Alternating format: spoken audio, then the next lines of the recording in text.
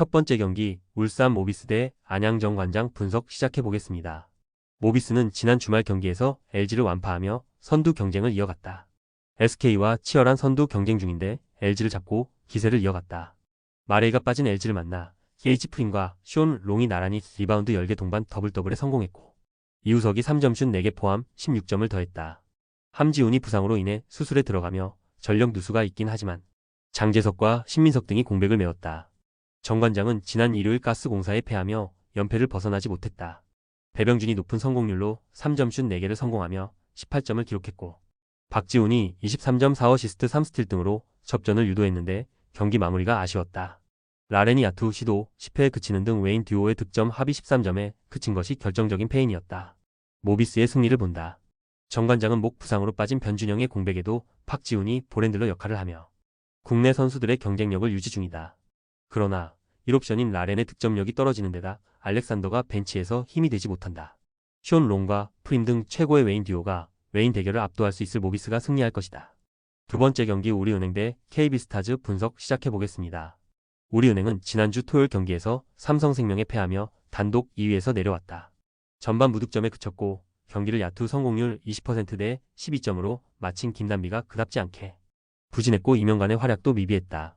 그래도 나츠키가 14.4스틸 2개의 3점슛 등을 성공하며 앞선에서 활약했고 세컨 찬스를 자주 만든 한엄지의 골 및 존재감도 있었다. KB는 지난 금요일 경기에서 리그 선두인 썸을 잡았다. 전반에 9점 차로 밀리며 패색이 짙은 경기였는데 후반 역전에 성공했다. 루키 빅맨인 송윤아가 승부처의 중요한 골 및 득점과 점퍼를 연달아 성공하며 15.8리바운드를 기록했고 에이스인 강희슬이 3점 4개 포함 26점을 폭발했다. 후반기 반등에 성공한 허연이 강력한 썸 앞선에 밀리지 않고 경기 운영을 잘한 것도 인상적이었다. 우리은행의 승리를 본다. 김단비가 경기 도중 허리를 부여잡는 등 부상 여파가 있긴 하지만 충분히 휴식하고 나서는 경기기에 홈에서 좋은 컨디션으로 경기에 나설 수 있다. 또 한엄지는 루키 빅맨인 KB 송윤아의 골밑 접근을 정면으로 저지할 수 있는 선수다. 이명관과 김혜진 등이 터프한 수비로 강희슬의 야투 성공률을 떨어뜨릴 것이고 김단비가 명예 회복에 나설 우리은행이 승리할 것이다. 세 번째 경기 삼성화재 대 대한항공 분석 시작해보겠습니다. 삼성화재는 전반기를 5위로 마쳤다. 김상호 감독과 함께 플레이오프 진출을 노린 이번 시즌이었는데 기대에 못 미치는 성적이었다. 때문에 팀의 기대에 부응하지 못한 외인 공격수 그로즈 다노프를 보내며 대한항공에서 풀린 막심을 영입했다. 공격 성공률이 다소 낮긴 하지만 리그 득점 5위에 오른 데다 베테랑으로 배구를 잘 알고 하는 선수기에 리그 득점 3위인 파즐리를 잘 지원할 것으로 보인다. 대한항공은 라이벌 현케의 독주에 밀리며 전반기를 2위로 마쳤다. 3라운드 맞대결에서 승리했다면 승점 차를 줄일 수 있었지만 셧아웃 패배를 당한 것이 컸다. 때문에 후반기 시작을 앞두고 팀 정비를 대대적으로 했다. 존재감 없던 아커 자원을 경력직 리베로인 요헤이로 바꿨고 부상에서 돌아온 요스바니와 남은 시즌을 함께하기로 했다. 대한항공의 승리를 본다. 막심의 가세로 인해 삼성화재의 화력이 확실히 나아진 건 사실이다.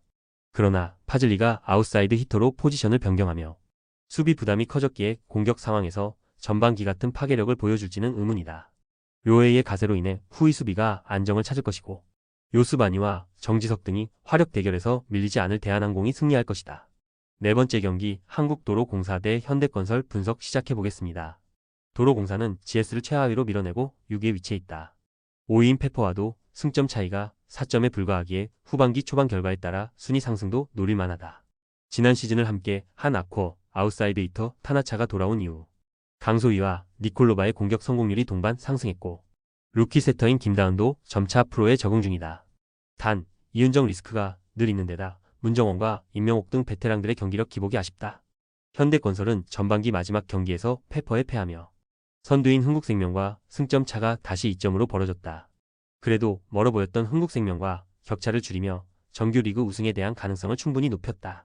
정지훈과 김영견 등 부상이 있던 선수들이 휴식기 동안 몸 상태를 끌어올리며 이 경기에 나설 수 있고 이다영과 양효진 등 리그 최고의 미들블로커 듀오도 건재하다. 현대건설의 승리를 본다. 도로공사는 타나차의 가세로 니콜로바가 집중 견제를 벗어나 초반의 부진을 어느 정도 벗어났다.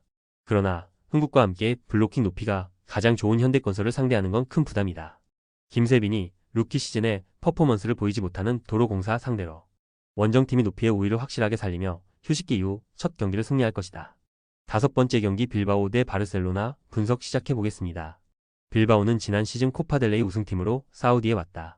레알과 아틀레티코 등 마드리드 영고의 두 팀과 바르샤 등 3팀이 고정적이고 한 자리가 바뀌는 슈퍼컵 일정이었는데 당당히 한 자리를 차지했다. 이번 시즌도 라리가 4위를 달리고 있고 코파델레이에서 16강에 진출하는 등 흐름이 좋다. 구루제타를 중심으로 이나키 윌리엄스와 니코 등 공격진들이 시너지를 확실하게 내고 있고 수비는 라리가 최강이다. 바르샤는 지난 시즌 라리가 준우승팀의 자격으로 슈퍼컵에 나선다. 이번 시즌은 리그 개막 이후 꾸준하게 1위를 유지하다 아틀레티코전 패배를 비롯해 12월 성적 부진으로 인해 3위까지 추락했다. 그래도 휴식기 이후 펼쳐진 코파델레이 32강 원정에서 하부 리그 팀인 바바스트로를 완파하며 16강에 진출했다. 레반도프스키의 멀티골이 결정적이었고 토레와 페드리 등이 뒤를 잘 지원했다. 접전을 본다. 바르샤가 강팀의 이미지가 확실하지만 이번 시즌의 빌바오는 바르샤에 밀리는 팀이 아니다.